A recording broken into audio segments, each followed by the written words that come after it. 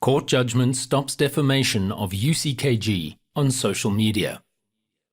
A former pastor of the Universal Church of the Kingdom of God, Bongani Manyisa, was ordered by the High Court of Gauteng to remove video and other material posted on Facebook which defamed the church, and was restrained from publishing further defamatory statements on any social media.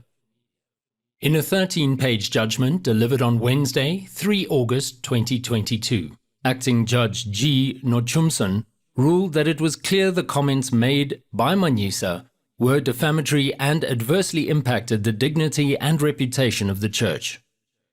In its application for the order, the church testified that it had suffered ongoing harm from the defamatory statements, which would only stop when the former pastor was interdicted by the court. The judge stated that the Facebook posts, which featured a photograph of the head of the church in South Africa, Bishop Marcelo Pires, were defamatory and injured the church's reputation through its insinuations. The judge stated that Manyisa could not claim to be making fair comment for the public benefit since he had failed to set out any facts for the court to conclude that what he claimed was true and had not produced evidence on the truth of his statements. His evidence had only relied on vague, broad-brush allegations and conclusions, and offered no proof of his claims. The court found that, despite Manyisa's claims that his Facebook posts were true and that he could prove them, he had failed to provide the necessary evidence. The judge found no evidence of wrongful conduct on the part of the church, or that Manyisa's statements were fair comment and within the bounds of freedom of expression. The court issued a final interdict against Manyisa because the church is vested with a clear right not to be defamed. The church has suffered injury which was committed by Manyisa and would continue to suffer injury should Manyisa be permitted to continue publishing defamatory statements. No other appropriate protection is available in this regard.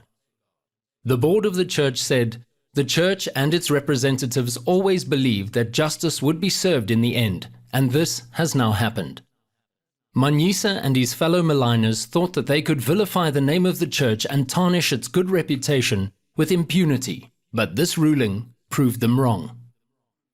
Our only concern is the far-reaching damage the baseless and unfounded statements Manyisa and his pack spread on social media, which many people believed to be true.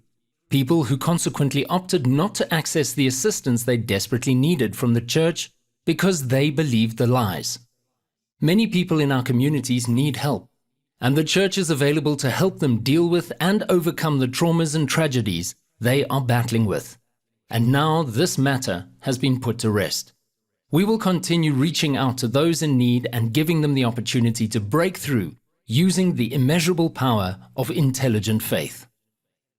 Manyisa was ordered to remove a number of Facebook posts he published on Facebook.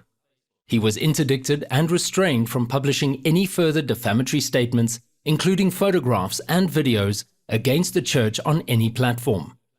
He was ordered to bear the costs of this application. This order is valid for 25 years. Should Manyisa contravene this judgment, the church will apply to the court to have him to be found in contempt of court, which will result in his arrest. Statement issued by the Board of the Universal Church of the Kingdom of God.